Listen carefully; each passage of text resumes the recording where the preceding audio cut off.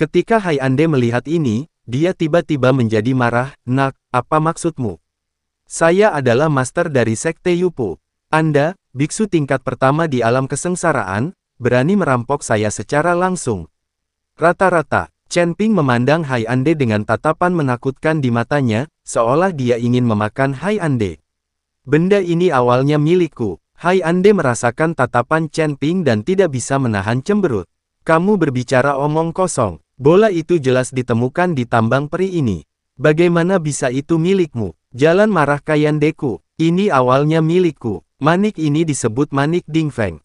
Aku sengaja memasukkannya ke dalam gua secara diam-diam dan kemudian memintamu untuk bertarung. Karena hanya dengan cara inilah aku bisa menyelamatkan dua gadis yang kamu tangkap. Chen Ping berkata dengan lugas. Ketika Hai Ande mendengar ini, dia tercengang, dan kemudian tubuhnya menjadi marah. Anak baik, ternyata ini semua adalah jebakan yang kamu buat, tapi biarpun kita saling membunuh, kamu, seorang biksu muda dari alam kesengsaraan tingkat pertama, tidak akan bisa mendapat untung. Jika kamu tidak menyerahkan bola itu, jangan salahkan aku karena bersikap kasar padamu. Aura di tubuh Hai Ande meledak, tapi wajahnya semakin jelek.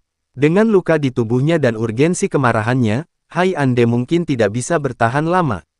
Pada saat ini, beberapa batu giok berlari keluar dari gua. Murid Pumen, hanya ada beberapa orang yang hidup saat ini, dan masing-masing dari mereka masih memakai warna. Setelah keluar, beberapa murid Sekte Yupu buru-buru datang ke belakang Hai Ande. Melihat muridnya keluar, Hai Ande berkata dengan mata merah, kalian bunuh orang ini sekarang juga, sekarang juga. Meskipun murid-muridnya terluka, bagaimanapun juga, mereka semua adalah biksu di alam kesengsaraan tingkat ketiga atau keempat, dan masih ada beberapa lagi, untuk menghadapi Chen Ping, yang berada di alam kesengsaraan tingkat pertama, itu akan menjadi mudah untuk menangkapnya. Hai Ande berpikir begitu, tapi hasilnya benar-benar berbeda. Saya melihat beberapa murid Sekte Yupu menyerang Chen Ping. Tapi Chen Ping tetap tidak bergerak, dengan tatapan dingin di matanya. Tepat ketika Yupumen ini terlihat, pedang pembunuh naga di tangan Chen Ping bergerak.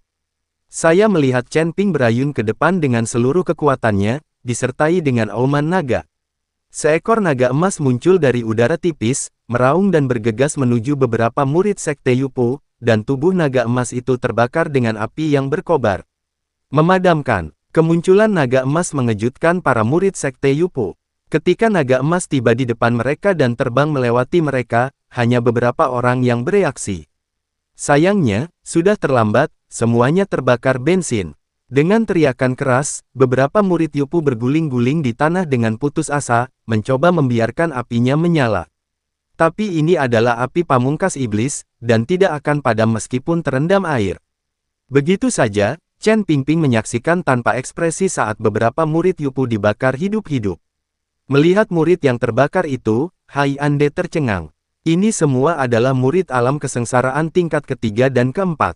Apakah dia dibunuh seperti ini oleh Chen Ping, biksu tingkat pertama di alam kesengsaraan? Atau membunuh dengan satu pedang? Apa naga emas tadi? Bisakah seorang kultivator tingkat pertama di alam kesengsaraan dapat melepaskan kekuatan semacam itu?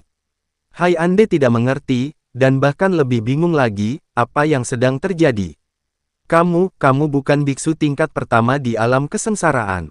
Kamu telah menyembunyikan kekuatanmu. Siapa kamu? Hai Ande panik. Jika dia tahu bahwa Chen Ping memiliki kekuatan seperti ini, dia pasti sudah mewaspadai Chen Ping sejak awal. Kalian sekelompok binatang buas, aku di sini hanya untuk membunuhmu. Chen Ping mengangkat tinggi pedang pembunuh naganya, dan pedang itu berkobar dengan gas. Chen Ping menebas dengan pedangnya, dan cahaya pedang melesat ke langit.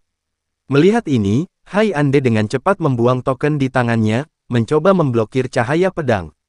Tanda seru, tapi setelah token itu menyentuh cahaya pedang, itu langsung berubah menjadi beberapa bagian. Tapi cahaya pedang yang ditebas Chen Ping tidak berhenti sama sekali, dan langsung menyerang Hai Ande. Hanya saja pedang ini ditujukan ke kaki Hai Ande. Engah, cahaya pedang menebas, dan kaki Hai Ande terpotong. Hai Ande, yang awalnya tingginya lebih dari 1,8 meter, tiba-tiba menjadi hanya 1 meter. Chen Ping perlahan berjalan menuju Hai Ande, mata Hai Ande dipenuhi ketakutan, tapi dia tidak punya cara untuk melarikan diri. Chen Ping berjalan ke arah Hai Ande, tetapi tidak membunuhnya. Sebaliknya, dia berjalan lurus dan memasukkan semua biji peri yang telah ditambang ke dalam ring penyimpanan. Di depan Anda, tambang peri ini ditambang dengan keras oleh Yufman dan Yupumen. Chen Ping tidak bisa menyia-nyiakannya. Alasan mengapa dia tidak membunuh Hai Ande adalah karena dia ingin membawa Hai Ande ke Miao Miao dan Kai Qianan. Dia ingin dua gadis membunuh binatang ini dengan tangan mereka sendiri. Mungkin hanya dengan cara inilah kedua gadis itu dapat menemukan kenyamanan di hati mereka. Tepat ketika Chen Ping menyingkirkan tambang peri dan hendak membawa Hai Ande pergi, tiba-tiba 5 aura menakutkan datang dari jauh dan mendekat. Chen Ping mengerutkan kening dan menjadi gugup. Tapi saat dia melihat orang itu datang, dia menghela nafas lega. Ternyata Baiqian datang membawa bala bantuan. Ketika Baiqian melihat ke arah Hai Ande yang malu dan orang mati di luar gua, dia tercengang.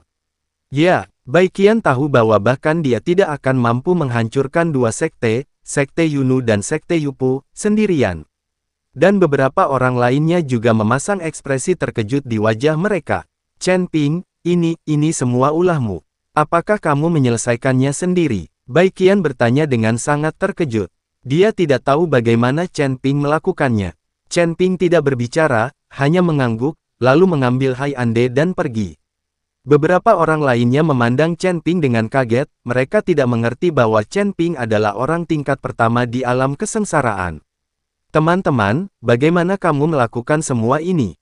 Jangan pergi, aku baru saja memindahkan orang ke sini. Ya, sial, harta karun apa yang dimiliki peri itu? Berapa banyak yang bisa kita ambil hanya dengan beberapa orang ini?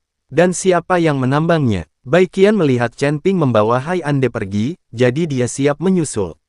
Putri Rubah, apa maksudmu? Kamu bilang ada harta karun di sini dan kamu telah menjebak kami. Di mana harta karun itu? Kaisar Macan Tutul menghentikan Baiqian dengan sangat tidak senang dan bertanya. Ini tambang peri. Bukankah tambang peri adalah harta karun? Baiqian menunjuk ke tambang peri dan berkata, akan membuang-buang waktu untuk berlatih dan menyerapnya langsung di sini. Saya tidak tahu berapa lama waktu yang dibutuhkan untuk membuka medan perang para dewa dan iblis. Raja Kera juga sangat tidak puas. Meskipun biji peri adalah barang yang bagus, namun tidak ada gunanya bagi tim kecil. Lagi pula, biji tersebut masih perlu ditambang, dan tidak nyaman untuk dibawa.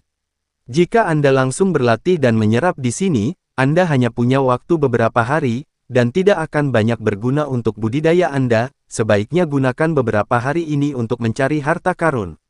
Oke, aku berhutang budi padamu. Setelah aku keluar, aku akan memberi kalian masing-masing bagian dari sumber dayaku sendiri. Setelah Baiqian selesai berbicara, dia langsung berlari menuju Chen Ping. Putri Rubah ini sepertinya telah jatuh cinta pada anak laki-laki itu. Dia memandangnya dengan pandangan yang salah. Raja Singa melihat ke belakang Baiqian dan berkata, oke, tinggalkan dia sendiri. Sekarang dia ada di sini, mari kita cari orang-orang mati ini untuk melihat apakah ada tas penyimpanan atau sejenisnya. Kamu tidak bisa pergi dengan sia-sia. Pergi. Hanya Raja Monyet yang melihat ke belakang Baiqian dengan ekspresi cemburu di wajahnya, dan kemudian dengan cepat menyusulnya. Setelah Raja Iblis berwajah seribu selesai berbicara, dia mulai mencari. Raja Singa dan Raja Macan Tutul juga mulai mencari sumber daya seperti tas penyimpanan orang mati. Jangan lihat Raja Kera bertengkar dengan Baiqian sepanjang hari. Faktanya, orang ini diam-diam menyukai Baiqian. Baru saja Raja Singa mengatakan bahwa Baiqian jatuh cinta pada Chen Ping, yang membuat Raja Kera cemburu. Dia ingin menyusul dan melihat apa yang terjadi.